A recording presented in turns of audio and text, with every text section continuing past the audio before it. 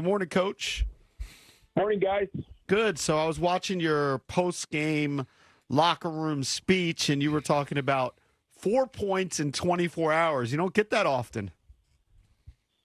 That tough back-to-back, especially the same opponent, gets difficult to sweep that. Usually you see a lot of times it'll be sort of the baseball doubleheader. It'll be a split in those situations, but thought we did a good job going on the road to get the win on the first night in Philly, and then coming back. It wasn't a Picasso by any stretch, but we hung on and found a way to win the second night at home. Coach, we know that you and your coaching staff and players, you're creatures of habit, you're used to a routine, but it was a little bit different on Tuesday when you faced the Flyers instead of like a 7 or 7:30 puck drop because of the frozen frenzy on ESPN where every team is staggered every 15 minutes. You guys dropped the puck at 6 p.m. Like, how different is that when you guys are thrown off your routine? And I know it sounds like a minor thing, but you know, an hour and a half difference can make a pretty big difference in your planning, your prep, and all the things that go into a game.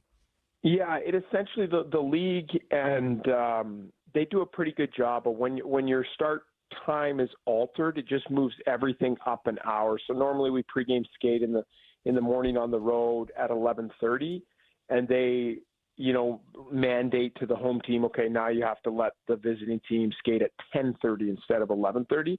So that they do a pretty good job, and then everything from meals to bus times, everything just gets moved up an hour. So by the time puck drop, you're pretty much back in your routine. It is nice, the 6 o'clock games, because you end, and we ended up being back home, at like 10:45. I think we got back. So you're at home by 11, as opposed to like getting home at 12, and now you're not getting to sleep till close to 1 or whatever it might be. And so that helped a little bit. And just odd that the next day we're the only team playing in the league, or the only two teams playing in the league, with 32 teams playing the previous night. So that was unique with us being on TNT and one game on the slate.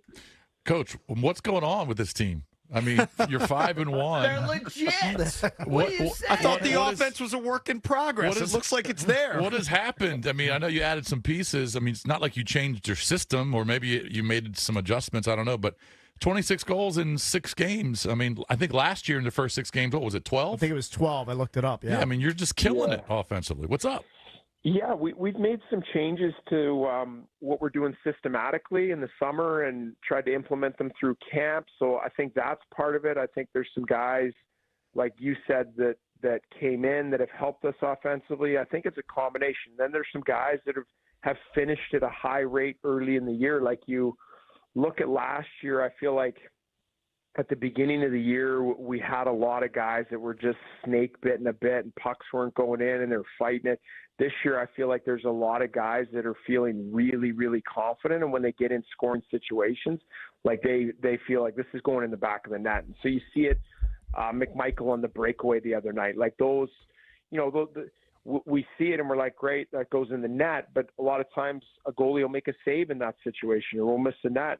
Mangiapane, same thing, shorthanded breakaway, bang, back of the net. And so I think that through our lineup, Nick Dowd the other night, great shot through a screen, goes 5-hole on their goaltender. So I feel like we've got some guys that are feeling it early in the season, which is great, and a combination of personnel, that the moves we made in the summer, and then a little bit of systematically.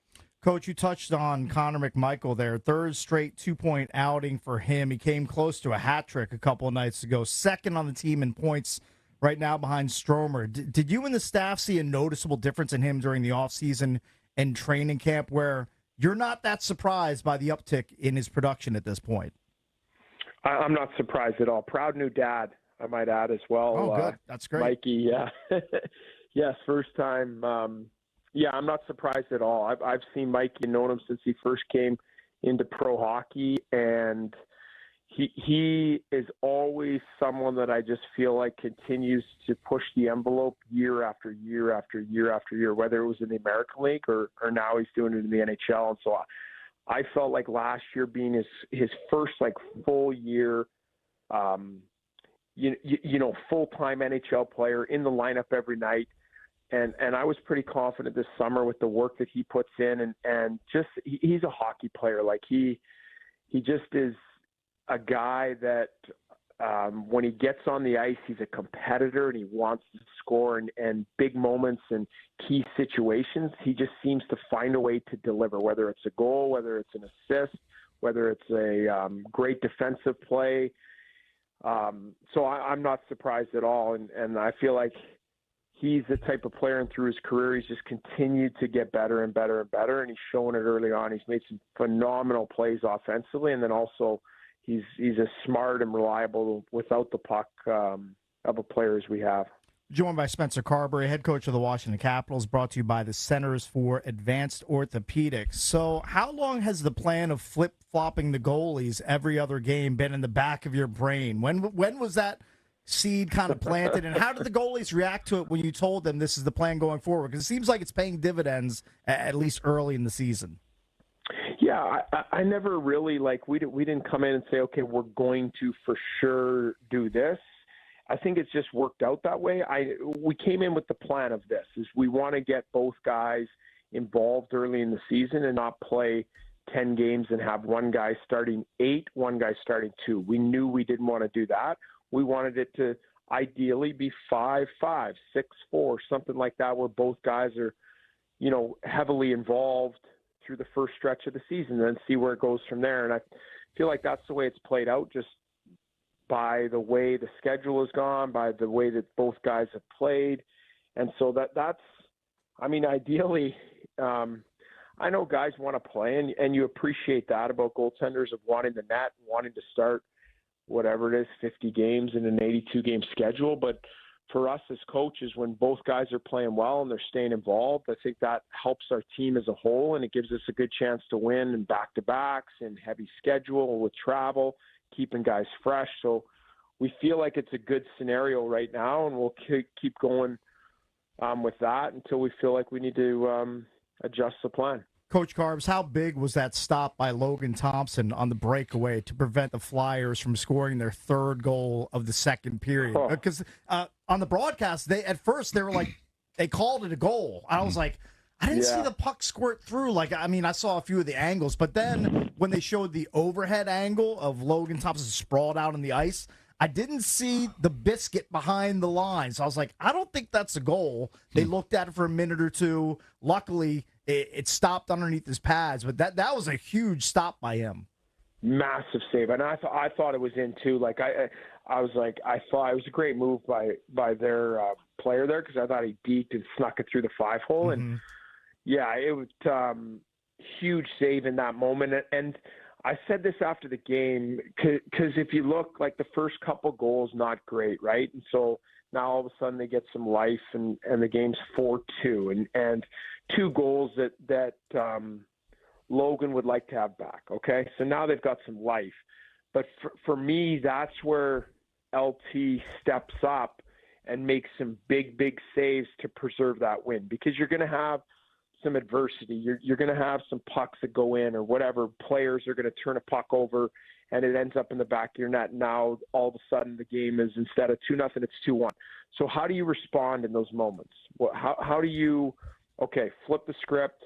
This just happened. I got to move forward, and now I got to deliver a high level of play. And I felt like that's what happened with Logan, is he was able to put those 2 behind him and make some really big saves towards the end of the second, the one you're talking about, and then even a few more in the third period, where it was touch and go there for a bit, with us trying to hang on to that lead.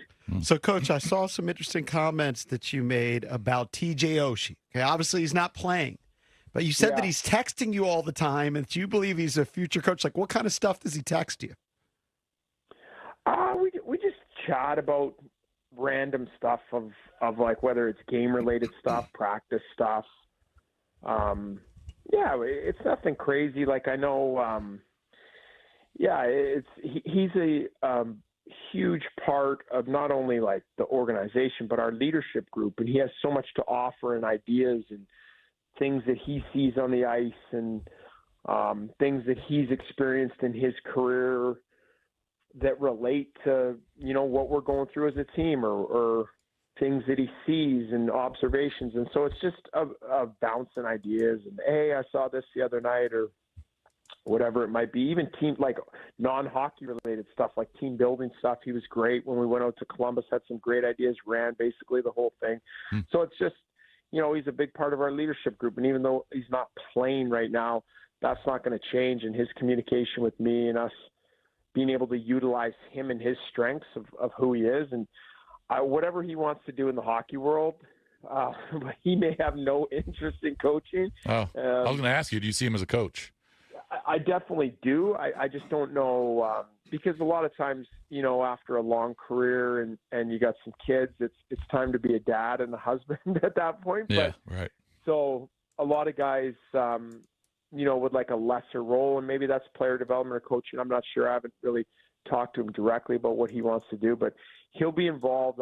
I would say it's a pretty safe bet that he would be involved in the game because he has so much passion for the game, and he has so much to offer from tutelage for young players and teaching. And when you're around him, you can feel, and when he talks about the game, he's meant to be in the game.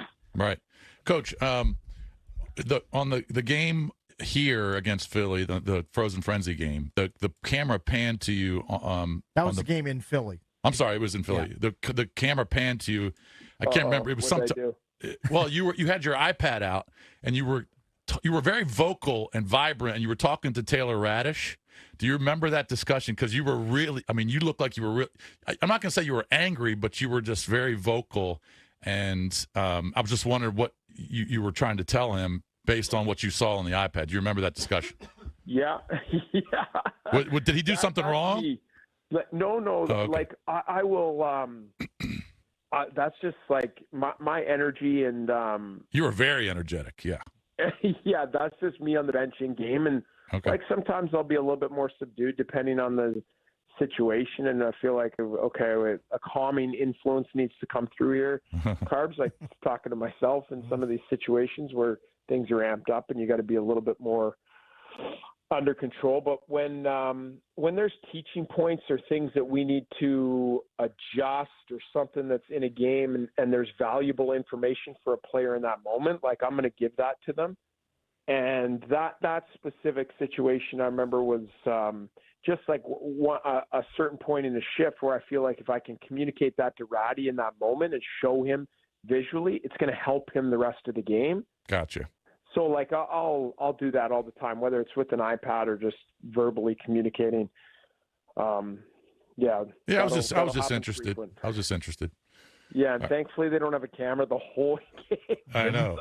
Well, because when we have you on the show each week, you're very chill. I know it's in the morning and just getting up, but you're just a totally different guy when you're behind the he looks kind of mean sometimes, to be honest with you. I wouldn't want to be on his team. A little mean. I wouldn't want to be on his team. I get fired up. I love to compete, and the guys know me well enough now of like it comes from a place of I'm ultra competitive human being, and I love our guys and want to see them succeed and want to see them thrive and win and achieve individual accolades. So the fire comes from a good place, and sometimes it burns hot. Sometimes it just burns hot, Coach Carbs. You can't control it, right? All right. Well, good luck. Good luck down in Tampa tomorrow. Okay, appreciate it. Thanks, guys. Yep. Good talking to you.